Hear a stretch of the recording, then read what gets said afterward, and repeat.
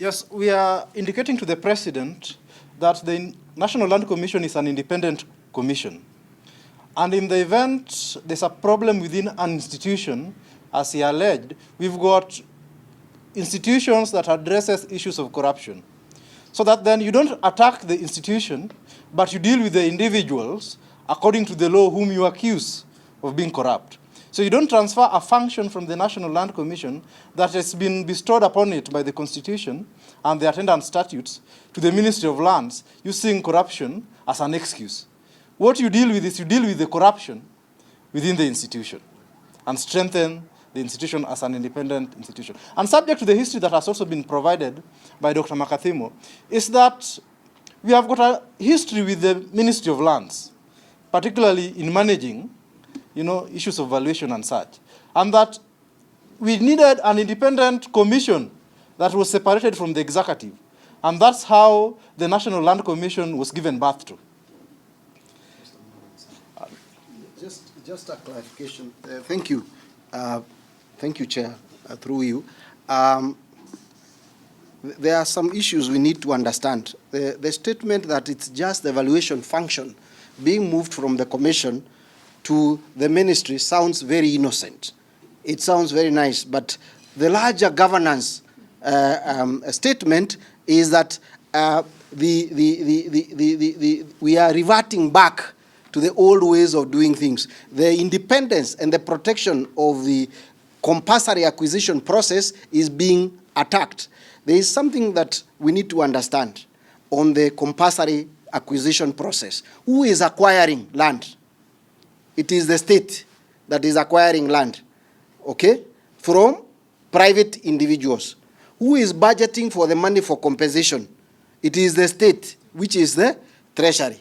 Then, who is doing the projects that will be done, say roads, dams?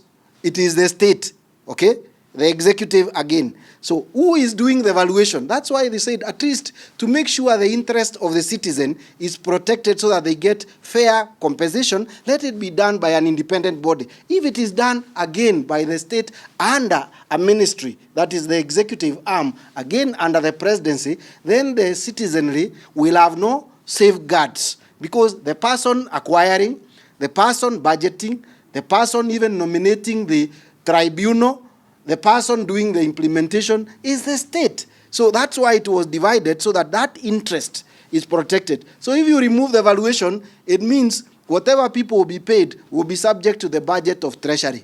So if your land was worth, say, 5 million in fair open market value, and you suffered disturbance for relocation of, say, 300,000, and you have suffered loss of profit, and your land has been divided the way you can't use it anymore. If the state says we'll pay you only 200, that is what is budgeted, kwamba uchumi ni mbaya, that becomes the end of it. That's why we're saying for justice and promptness in the valuation to be done independently, it needs to be in the National Land Commission as is currently, not under the ministry.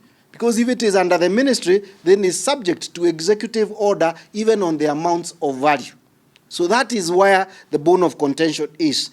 And this accountability is what we need to safeguard so that the interest of every person is protected, respected, and also the fact that unilateral statements can be made at this day and time. You know, the Constitution says if you have to make a policy statement, interpret, you have to have public participation and inclusion and accountable. So we do not wish to go back to where a chairman of a county council used to declare this land is given and a forest is divided the next day. A president would say move from here to the other place to give way, and you give way without any room for recourse. That is what we are saying.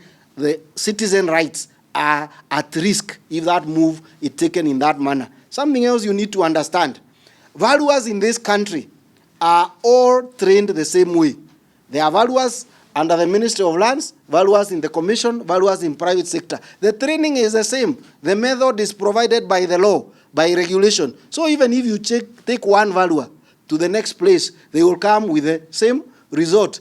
And if government wants more valuers in the National Land Commission, they can second the ones from the ministry, but the final decision be done by the independent commissioners and a commission so that the public interest is protected. There's another question. Okay, my question is, if apart from the public... Sorry, Chair. Okay, sorry. I thought you were asking me. I'll give Chair if you have clarification after.